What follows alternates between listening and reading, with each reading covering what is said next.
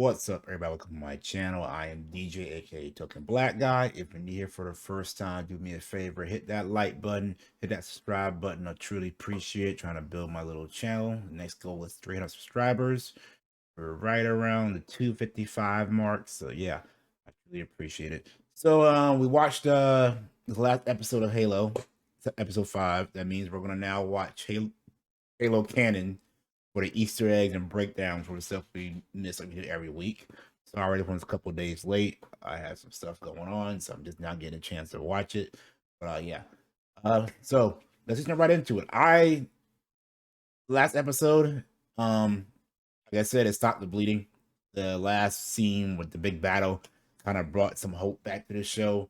We'll see what happens. I still stand by my belief that the whole Quan storyline is pointless and dumb, and I care less if we don't see her the rest of the series. But let's see what Halo Can has said and see what stuff that we missed. Some things that I did not know or knew, or little minor details. Let's find out. Here we go. Again, make sure you subscribe to Halo Canon's channel. He's one of the best at these breakdowns, Easter eggs, and just Halo lore. Hello once again, Canonites, and welcome to another episode breakdown for the Halo TV series. This week we'll be breaking down all the lore, references, and Easter eggs found in the series' 5th episode, Reckoning. We finally get some story momentum this week alongside some Covenant ass-whooping action. But before we dive in, let's get the usual disclaimer out of the way. As always, I'll be comparing the TV show to core canon, aka the games, books, and other media of the Halo franchise, and unless specified, these comparisons shouldn't be taken as criticism. I had a little With that, about that. Let's begin. My review. The episode kicks off with a flashback to John's childhood on Aridness 2. We find a young Dr. Halsey and Jacob Keyes being given a tour of the facility, just as they toured John's school in core canon. As I mentioned in my last breakdown, when screening candidates for the Spartan 2 program, Halsey and her team would eventually have to evaluate the candidates in person. Yeah. When the evaluation was approved, the UNSC insisted Halsey take an escort, which became future Captain Jacob Keyes. He accompanied Halsey for a few of her early missions, but was soon reassigned at Halsey's request, the doctor wanting to keep Keyes at some degree of distance from her program. I think he should have been more Sergeant The guide Johnson. goes on to show them an area called the Elysium Fields, the place in which the children play and learn, additionally naming 2 of the children, Parisa and Katrina. In core canon, John was from Elysium City on Aridness 2, and Parisa and Katrina were the names of 2 childhood friends. Katrina would appear in the Hunt the Truth audio drama, and Parisa would most notably appear in the short story Palace Hotel, and the recent Halo Infinite audio drama, Oh yeah, she Memory was in Agent. that, yeah. Both are good listens. Parisa would additionally go on to join the UNSC, achieving the rank of lieutenant. Moving on, though, the guide mentions that the insurrection had even affected their small colony, a nod to core canon Aridness 2 being a hotbed of insurrectionist activity. As they walk, young Halsey asks if the children had any issue adapting to the new environment, obviously referencing concerns for her own work. Their attention is soon diverted to a young John playing a game with some fellow children. One of the children is named Roland, a name that has belonged to a Spartan and an AI. Yeah. One of the children slips, but John manages to grab him and pull him back to safety. 6-year-old. In core canon, when Dr. Halsey and then Lieutenant Keyes were scouting young John, they found him at Elysium City Primary Education Facility number 119, where the kid was winning at a game of King of the Hill, the other children unable to defeat him. The TV show's version of events certainly serve a similar role, though they paint John in a much more heroic sense. Yeah. After the incident, we cut forward to the present, finding now Captain Keyes on Aridness 2 as Miranda arrives via Condor. Since the previous episode, the UNSC has set up a camp to study and extract the artifact. They come in deep. As we learned since discovering it, Halsey hasn't been able to extract the artifact, which is why Miranda has been called in now by Captain Keyes. He additionally notes that he wants people to see what she can do, essentially giving Miranda the chance that she was after back in episode 2. Following the opening, we arrive on Madrigal in the Okjungdong Basin, presumably named for the Okjungdong sand dunes of Korea, and I'm sorry if I mispronounced that, where Soren's bike has crapped out. Quan asks what they'll do next, which Soren answers by cuffing her to the bike and heading out to find transport. He additionally notes that he plans to have Quan work off the money she now owes him.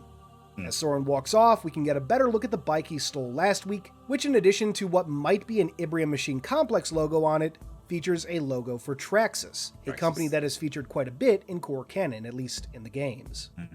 From there, though, the episode doesn't do too much with the Madrigal storyline, only revisiting to show Quan escaping her restraints and Soren returning. Yeah. Soren's new buggy features a skull icon that looks like it was pulled straight from the games. Upon his return, a waiting Quan knocks him out with a stun staff she grabbed in the previous episode. The Madrigal story ends for this episode with Quan holding an unconscious Soren at gunpoint.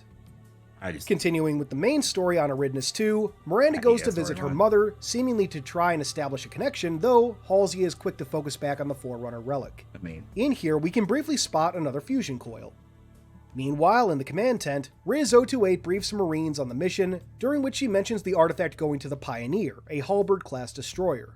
In core canon, the Pioneer was the staging ship for Operation Talon, the mission to kidnap rebel leader Colonel Robert Watts. Watts operated out of an asteroid base known as Eridanus Secundus, which was also located in the Eridanus system that Watts operated. Is that the one when it hit in the water tanks? Having it appear in the Silver timeline for a mission to Eridanus 2 seems rather fitting.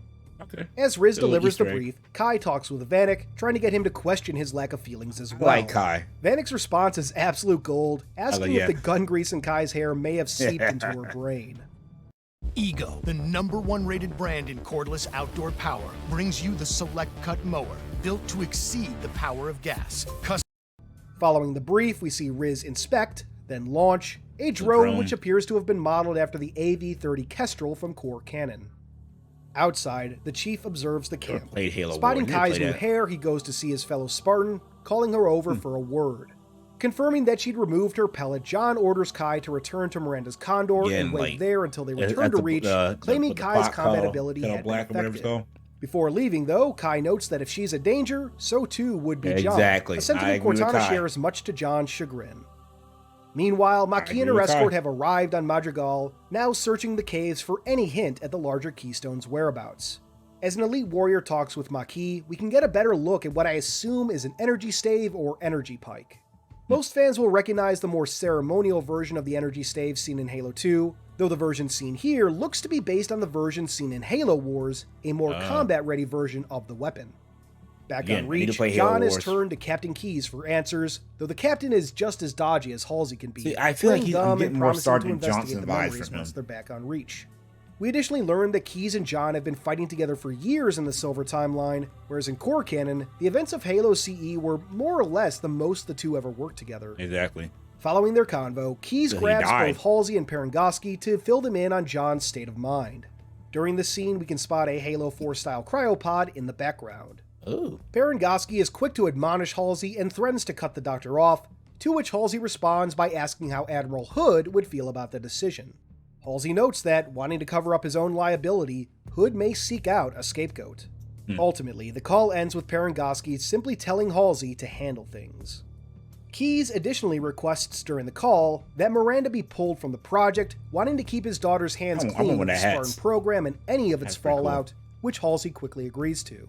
I don't know about you, but I'd like to think that she's agreeing out of love, wanting to keep her daughter as far away from the morally questionable work that Halsey surrounds herself with. Given how Halsey puts herself at risk to save Miranda later, I don't think my assumption is too far off. Inside the caves, Dr. Saley prepares an experiment. As soon as the experiment starts, however, the artifact lets out a high-pitched screech, debilitating to just about everyone nearby, and the crystalline structure containing the artifact begins to crack. On Madrigal, the signal is detected by the Covenant's luminaries, and Makee gleans the artifact's location. Outside, as UNSC forces prepare to move the artifact, John watches a discussion between Keyes and Halsey. While it's hard to tell for certain, it doesn't seem like John can actually hear the conversation. Maybe they had his helmet on. Because, in core canon, Spartans have pretty good hearing. Yeah. Quoting from Halo First Strike, each Spartan had undergone multiple augmentation procedures. As a result, a Spartan could hear a pin drop in a sandstorm. And when discussing a sensitive matter in Halo The Fall of Reach, the Master Chief informs Captain Keyes, quote, "Unless you wish to leave the deck, the Spartans will hear everything we say." I haven't talked about this too much thus far, but there have been a handful of scenes where characters are trying to keep information from John by simply whispering to each other while far away, or not so far, from him, which wouldn't do much against core canon John. It would be funny if John were actually catching these conversations but simply pretending not to notice, but I don't think that's what's going on here. Back to the show, John inquires Cortana about his adoption in the Spartan 2 program, none of which she's able to pull up. And I don't know about y'all, but Cortana's reaction here sounded fairly genuine. There are no archives on the origin of the Spartan program. Why not? I don't know.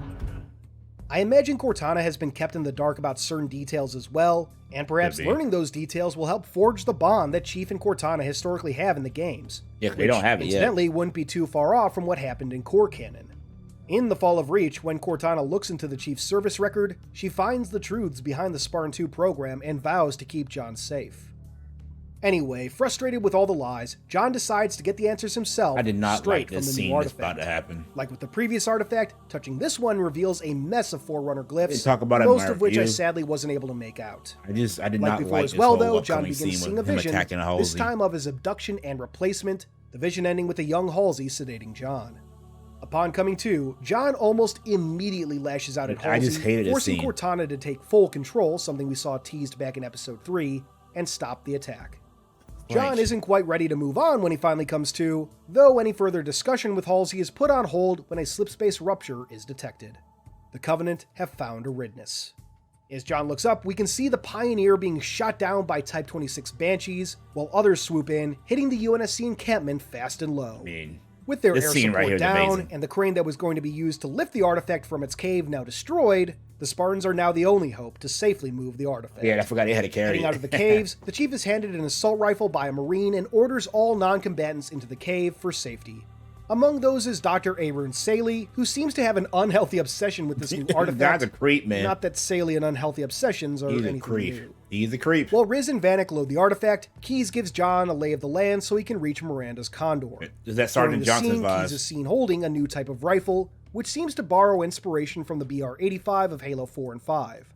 Kai, at the same time, provides cover fire.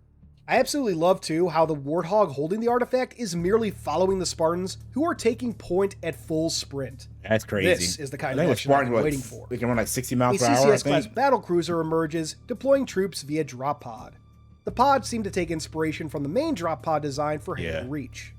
From them Grunts and emerge Jackals. 3 Covenant Lances, essentially the equivalent of a fire team, comprised of Jackals and Grunts, both sporting their Halo Reach designs, at least for the most part. During the action, Cortana makes regular callouts, the Chief responding, I know how the game is played, Cortana. as the fighting continues. Best the scene in Warthog's the whole- gunner is hit by best a scene. nuclear super combine, something That's I the wasn't best sure scene in the we'd whole- even that whole see. episode. The driver killed soon after as well. The Chief quickly takes back control of the Warthog, complete with a little quip, while Riz and Vanek jump on to provide covering fire. Unfortunately, Miranda's Condor is soon hit, and to make things worse, a Phantom drops in behind Kai, opening its weapon up on the Marines. The Phantom hero borrows heavily from Halo 2's Kez Katu pattern Phantom dropship. The Phantom then opens fire and drops in more Grunts and Jackals, many Jackals wielding what look like energy daggers from Halo Reach. Kai moves in to help the Marines, but a flood of emotion hits her as she's watching the Marines die, incapacitating Kai and, at least to some degree, exonerating Halsey. On her HUD, we can see a message warning of the hormonal imbalance due to the missing pellet, along with increased vitals. That's what it said. Seeing I knew her Kai heart was down, up. the Chief has Vanek take the wheel and, against orders from Halsey and See, he had suggestions an from emotional, Cortana, response, jumps onto too. a Banshee and forces it right into the Phantom over Kai, saving his fellow Spartan. Unfortunately, Riz and Vanek are left exposed, and a damaged Banshee crashes into them as they approach Halsey's ship, leaving the artifact out in the open. What happened to them? I Emerging didn't from see the what happened in wreckage, that the Chief episode. quickly goes to work on the surviving Covenant forces in some of the best action so far. Exactly. During It the shocked action, him. we can see the Chief wield an M45 shotgun from Halo Reach and even take a few shots for a Marine, before finally beating the ever-living shit out of an elite to save Kai. The Chief only barely manages to come to his senses again as Kai tries to remind him of the artifact. A Spirit dropship then drops to the field to recover This the is when I artifact, lost my carrying our shit. first Brute of the series.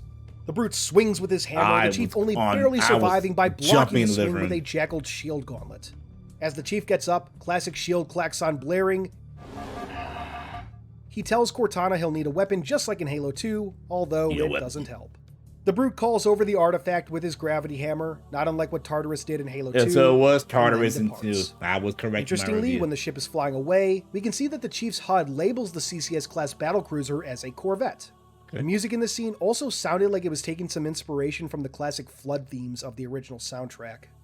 Anyway, as the ship leaves, it drops Maquis off in a pod, a Trojan horse of sorts just like what happened with the Gladius. And that brings this latest episode of the Halo TV series to a close, Like I said, this and episode was what better. an episode. While Quan's story again doesn't go anywhere just yet, Exactly. it luckily made up a small part of the overall episode. Nah, Much of the stupid. episode was Stupid. simply waiting for the action to kick in, though once it did not disappoint.